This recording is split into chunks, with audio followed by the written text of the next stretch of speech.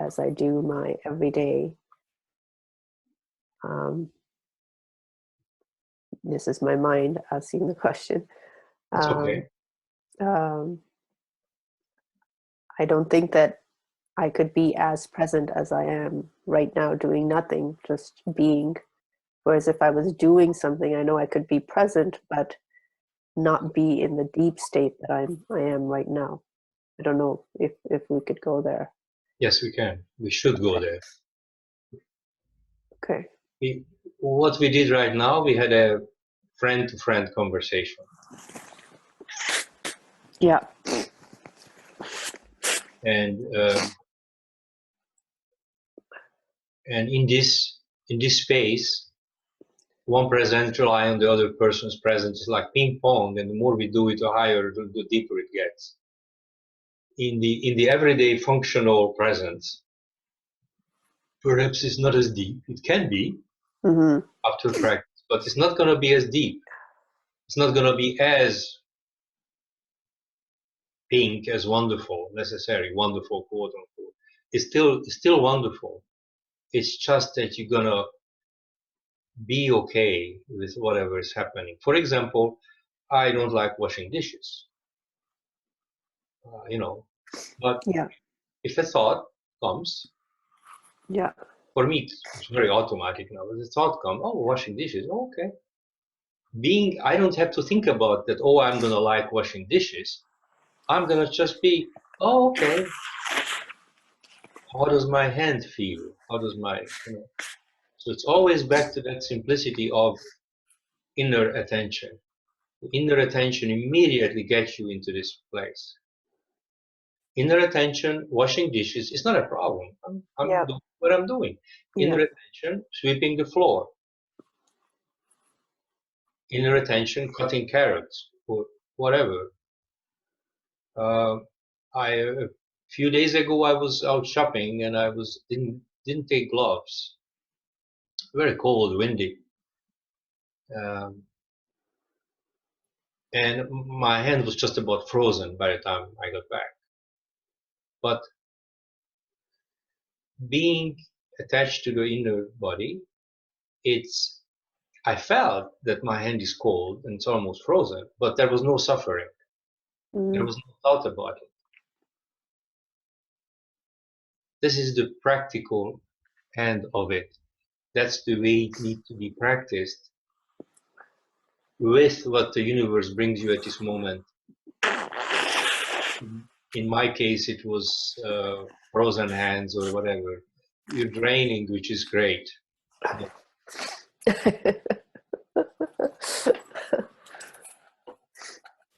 So the answer to the question, it's not going to be as deep. It can be, but the rule is feel the inner body, no expectation. The no expectation is the only instruction, and unfortunately, when you tell the mind no expectation, it's going to have a concept about no expectation. So if thought come up, it's just simply go in. If there's an expectation, go in. It's the simpler, the better.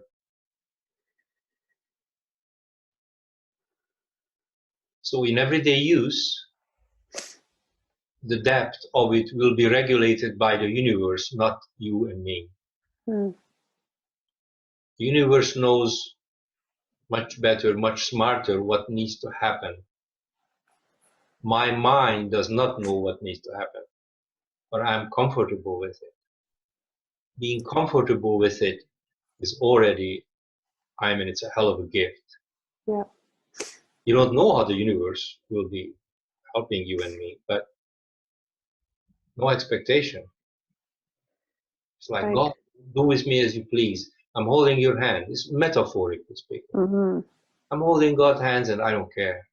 Yeah. If you say I'm a child of God, that's fine too. Whatever close to your heart, whatever saying, whatever metaphor is close to you, can say that, oh, that's okay. That's okay. So when we're in this state of, as you said, holding God's hand, issues or situations that we are facing, with our spouse or work or whatever it might be, will they just naturally arise, or do we bring focus to it? So in my case, my sinuses, would I bring focus to it or just be with what's happening right now because it's showing up? Right now it's more. Yes, it's more so. Right. It's an interesting thing, because what's happening is that the more you show up, especially when we're together, it's like the level goes to such a level that it starts cleaning up quickly. It starts releasing, and that issue or that whatever it is comes to be released. Mm.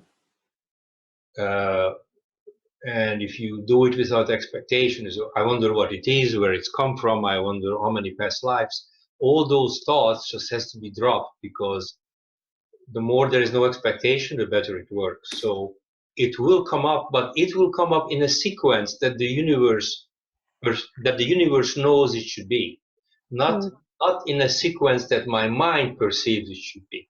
Right. That's one. Two, practically speaking, when you're in a situation with family or husband or children or whatever, it also acts as a pacifier, or like all of a sudden you're not participating in the drama, if there is any. Mm-hmm. That doesn't mean that you're superior. That doesn't mean that you should not lecture them on it. Right. You shouldn't even say a word. As soon as you explain what you're doing, what's happening, it's going to go away. Right. So children are arguing or bringing in dirt or whatever. It's just okay. Thought come up. It's okay. Being with it, you can still say don't do it, or you can still give instructions, you can still have an opinion. Right. It's not like you're not gonna have an opinion, you're gonna be a zombie sitting there, just blissed out. So life is happening. At this moment, what I needed to see and observe is children bringing in dirt. Yeah. Fine. I don't know why. I'm just being with it. So in a sense, it's pacifying that activity over there. And also at the same time, it brings up stuff that need to come out. And we must know that we don't know in what sequence it needs to come out. Yeah. All of a sudden the neighbor woman come over and start yelling, well, that's what's supposed to happen. If we subdivide reality and say, I would like to work on my issues every day from 5 to 6, now the little mind is attempting to govern God. Right. So you see, the simpler, the better. The less explanation, the better.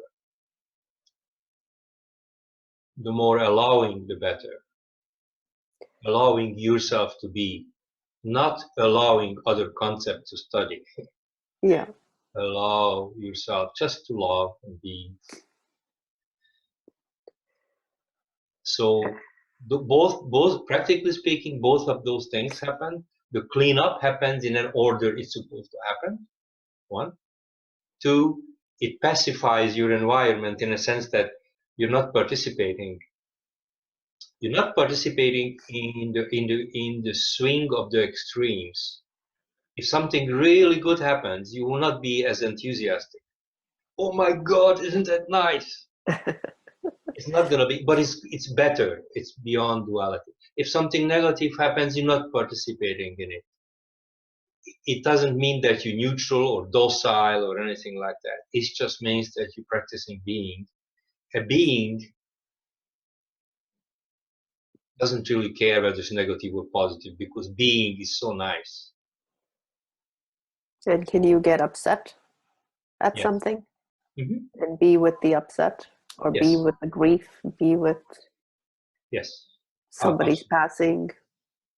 Yes. Matter of fact, yes, absolutely. Let's say somebody passing, which has happened in my life. 2 people close to me just passed just a few weeks ago.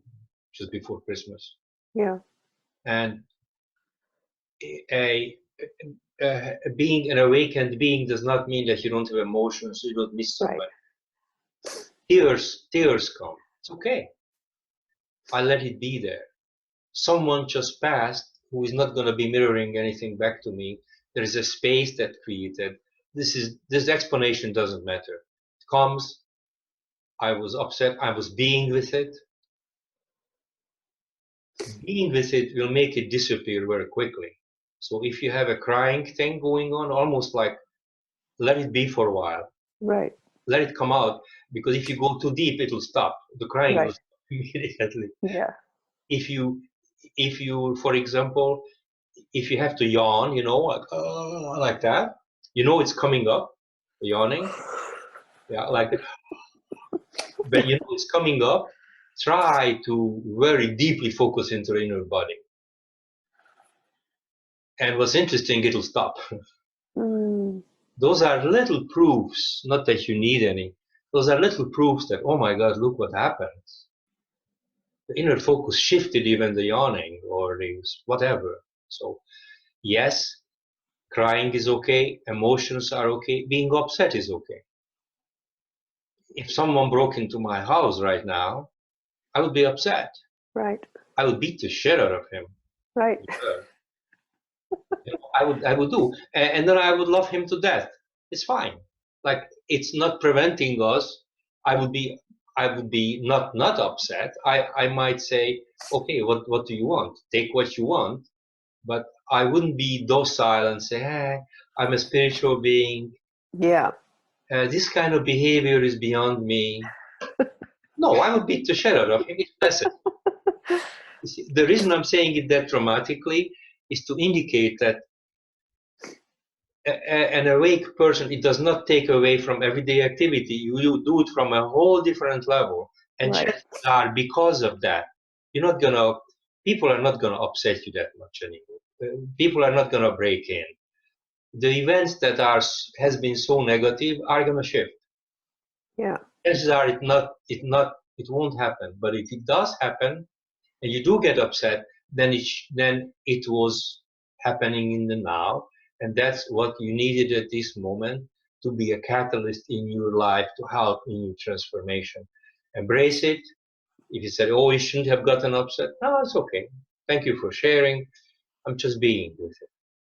Yeah, because I remember when I first started on this path, I would literally be a doormat. Let people walk all over me because I felt I could not. Yeah. Because I'm on the spiritual path and I should be gentle, I should be loving, I should be accepting, I should allow. But then I was the one getting hurt. That's right. We're talking about loving, the kind of loving which is not the opposite of not loving. Yeah. So loving in duality is a very different loving than this loving. The inner quiet or the inner peace is not the lack of noise. So when I tell my mind to be quiet and my mind is being quiet, that's the opposite of noise. Oh, I'm spiritual. Here's a spiritual person's behavior. Yeah. I'm spiritual. I meditate. And if I stay in my mind and I stay in duality, I accomplish nothing. I just fake myself. And the awakening will be postponed and postponed and postponed until there's a big slap, until there's some kind of a crisis. Yeah. So you're not a doormat. You can be even more powerful than ever. For example, if you're present in your arm and you hold your arm straight, and you hold your arm straight and you be present in your arm, and you would tell someone to try to bend your arm, they would have a hard time doing it. So it's basic martial arts, but it's just a little proof that no, you're not going to be weaker. On the contrary, it's okay to get upset, but very quickly you get into this balance. You're operating from this space that is connected to God. Very few bad things will happen, but if it does, it's supposed to be there and must be embraced. Got it. Mm. And so when you are in this space, because I do workshops, I'm just thinking of my future retreats. This is the space where I can be taught what to teach, or just allow the words to flow. You, as a leader of the retreat, whatever you call it, right? You must be in this space. Because right. only in this space that the learning becomes possible for your students. Right. Your only job, only job is to be in this space, hold the space, and whatever comes, comes. Planning the seminar is not nearly as important as just being in this space. Every time I plan something just doesn't work out. Yeah. I'm just present, I open my mouth, it just works amazing. Yeah, that's what I find. And just be, and when you're in being, you can tell people, okay, don't underestimate the simplicity, but everybody feel your hand. Or follow your breath for a little while. Feel your butt on the chair. And sell the idea of not to underestimate the simplicity. Because just because it's simple, it doesn't mean it doesn't work. The mind would like to have it more complex. The mind would like to accumulate stuff. The mind would like to think that if I meditate 3 times a day instead of twice a day, I'm going to be enlightened twice as fast. Right. It's the stupidest thing ever. So the mind also thinks I have 100 problems. So it requires 100 different solutions. That is again, the simple solution, the simple one solution is not valued because you got a problem and you might be led to a specialist, but the initial solution is the same as if you had problems in your family. Yeah. Or health problem, relationship problem, money problem. The first is always embrace be. And the mind does not want to value it. And you, when you're doing your seminars, you must sell that. You know what I mean by selling. Yeah. You must sell that it needs to be valued. Yeah. And once they feel this, they start valuing it and sort of getting it in their heart that, oh, there might be something to this.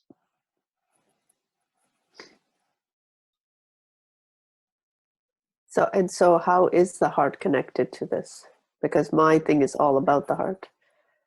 Well, we can call it what we want. In my speaking, I also call it the heart connection and things like that, but it's just an expression. Yeah. Really, we can call it chapati, red violin. And, I'm jokingly saying that because I use the expression God and I use the expression heart connection. But when I use it at this moment, spoken to someone at this moment. It's the correct thing to say. The next moment, it might not be. So when I say heart connection, the appropriate expression and the appropriate explanation comes out of my mouth to this person at this moment. And if that person is comfortable with that expression, requires more of an explanation, I give a bit of an explanation, but the less is better. So as the minimal explanation required to understand the heart connection, the better. The more being and the less explanation. Explanation is valuable, but it's way behind the actual being.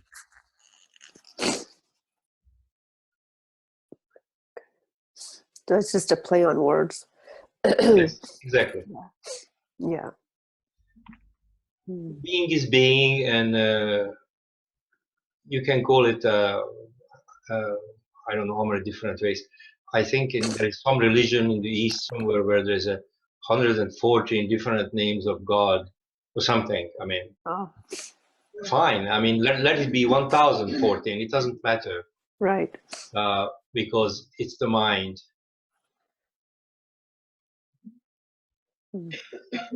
So my answer is that, I mean, always use the appropriate vocabulary for that person for this moment. Right. And explain that this is only, that what I say only valid in this moment for you. Yeah. Because 5 minutes from now, you might express it totally differently. Because that's what that moment requires. Yeah.